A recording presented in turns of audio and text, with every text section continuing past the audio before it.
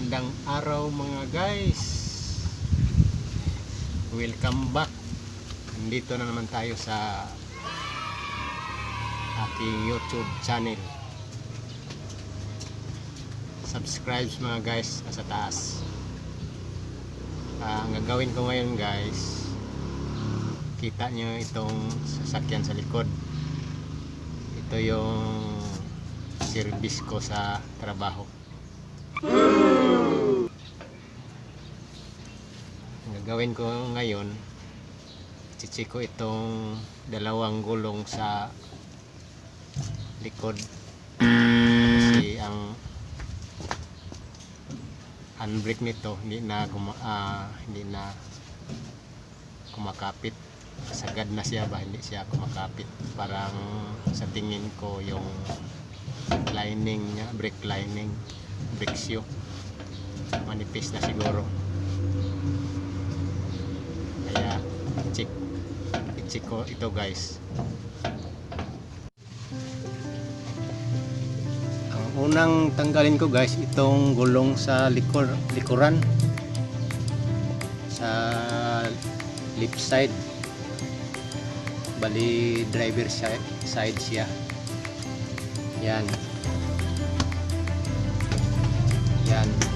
ang gulong guys. Ang kailangan natin dito guys na mga gamit, kailangan mayroon kayong jack stand, yun yung kulay orange na yan, kasi kailangan yan para protection ba. Tapos yun, ito jack, yan ang ginagamit kong jack mga guys. Tsaka yung tie rings nya, yan.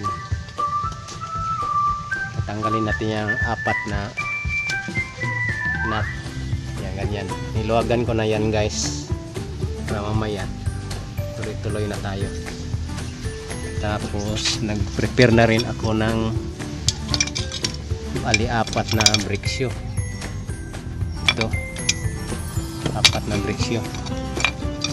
Yan, prepare na ko yan. Mga banding lang ito guys, hindi ito brand new, banding lang, pero okay naman ito gamitin.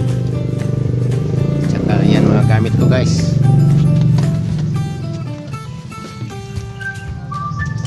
So umpisahan na natin guys, tanggal ng gulong.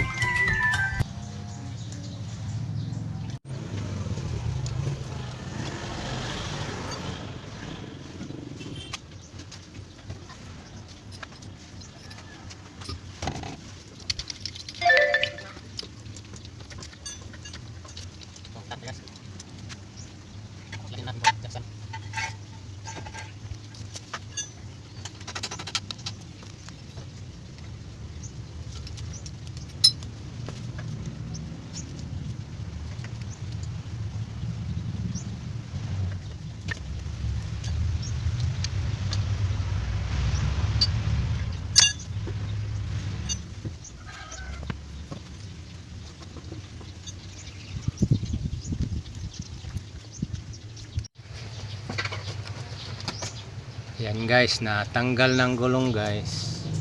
Yan, ito na yung brake drum. Tapos bubuksan natin to, pupukpukin natin para matanggal to, ma-pull out ba. Yan.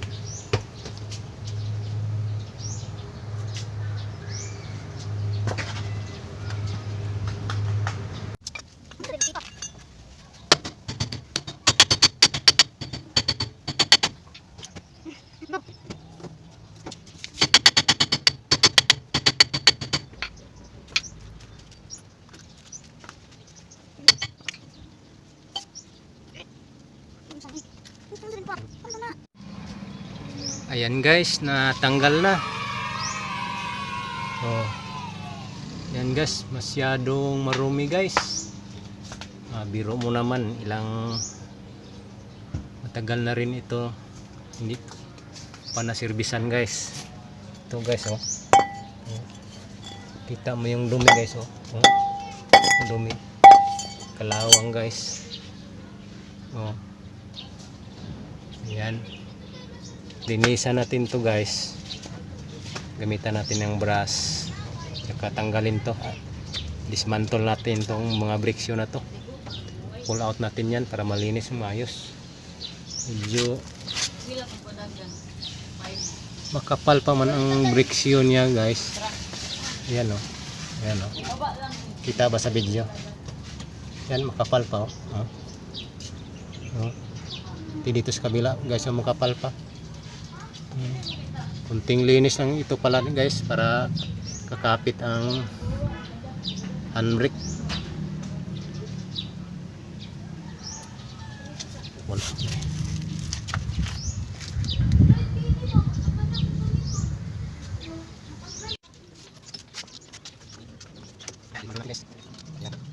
Ilang guys, semua guys kan. Gas. Lima yang kami okay guys. Ya, mana? Kalau kita start yung may bakit. Yung may kisah balik. Tingnan natin yung bakit. Yung nabisa niya. Yung nakakita. Apa yang bersatu. Yung guys.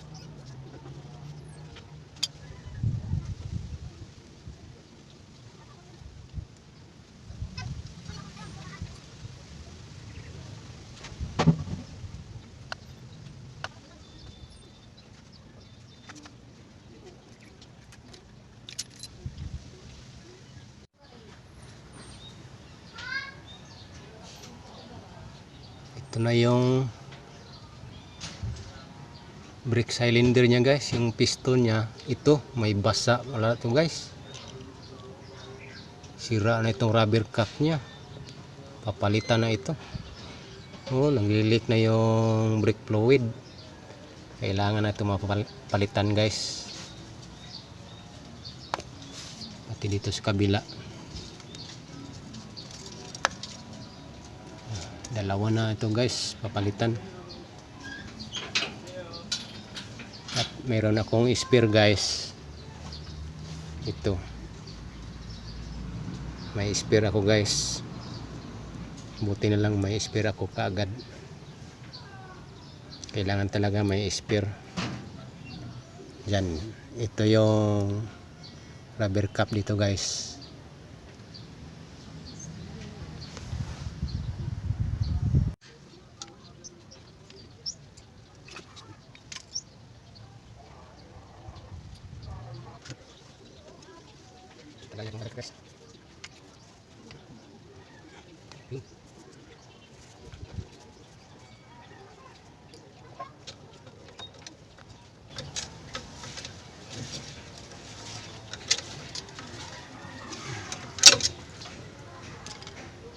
Yun, ito yung piston guys, piston ng cylinder, brake cylinder. Ito, yan. Maayos naman ang rubber cap nya guys. Kunting linis ito guys, kasi yung brake fluid nya parang ano na, marumi. Linis na ito guys.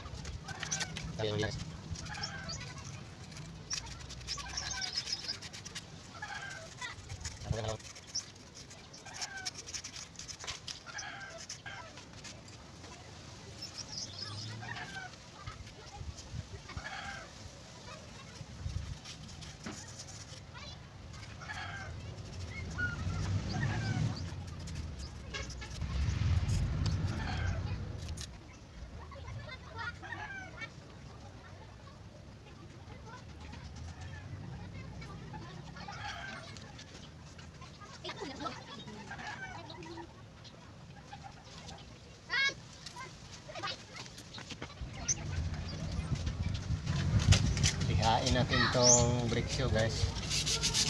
Ayan. Ilihan natin yan. Kasi ito pa rin ang ibabalik natin kasi makapal pa siya.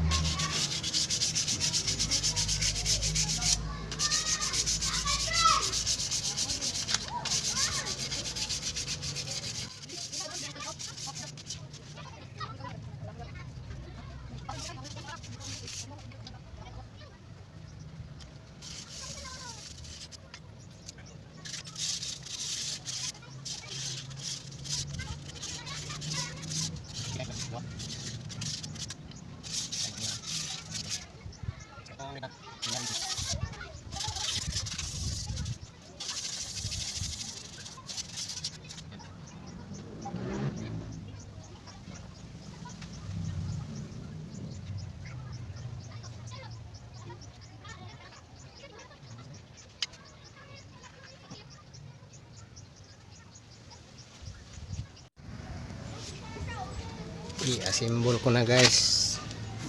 Ito pangkabit ko na ito, ibalik. Yan, ito yung brake shoe nya, ibalik din to. Yan, malinis na itong brake cylinder nya guys, malinis na yan. Ito malinis na yan sa loob. Ikakabit ko na uli yung rubber cap.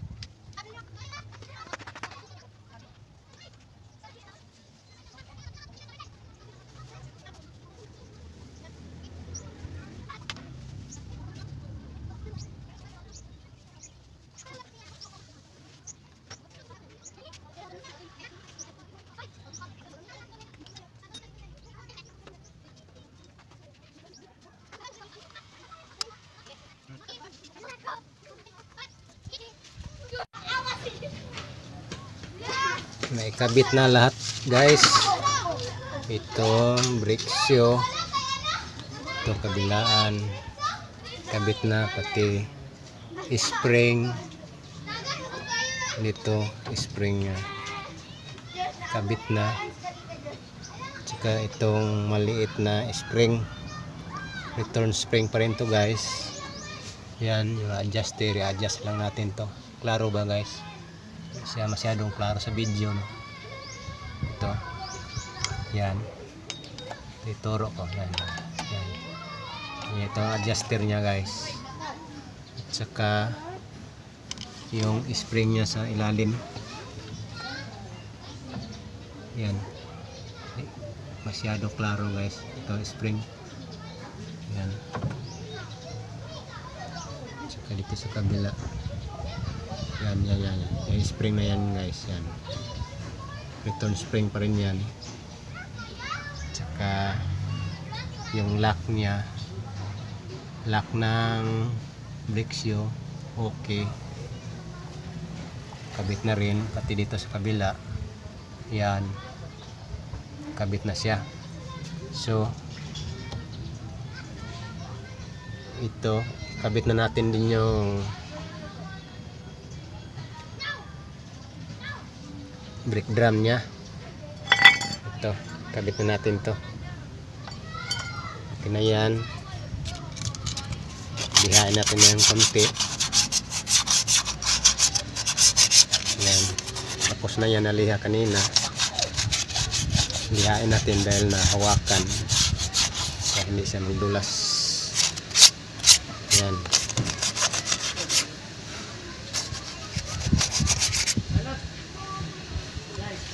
Wala ko na nakalilay.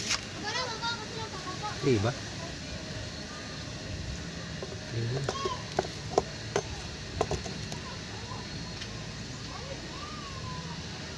Yan.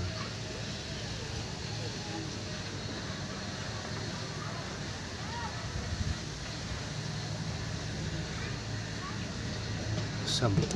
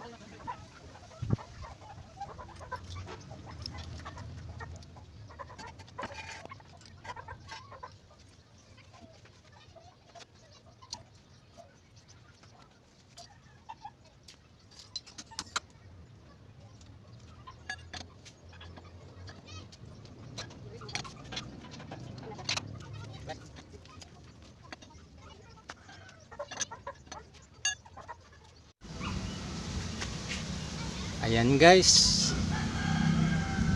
natapos na itong kaliwang gulong sa uli. Tapos na siya, nasimbol ko na, nalagay na yung gulong.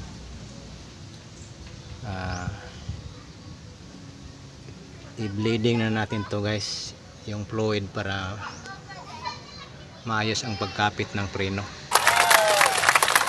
So, ganyan guys, okay na. Yung sa right side naman ng gulong, ganon din yon, basic din yon, ganito din.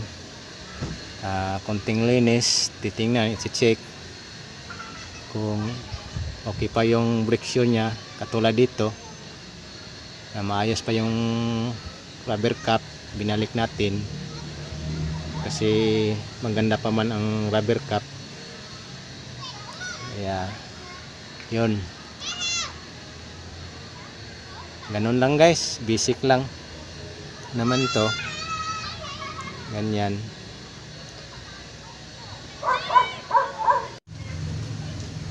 Hello guys, tapos rin tayo dito sa ginagawa natin ngayon, pag check up ng gulong dito sa likuran ng multicab.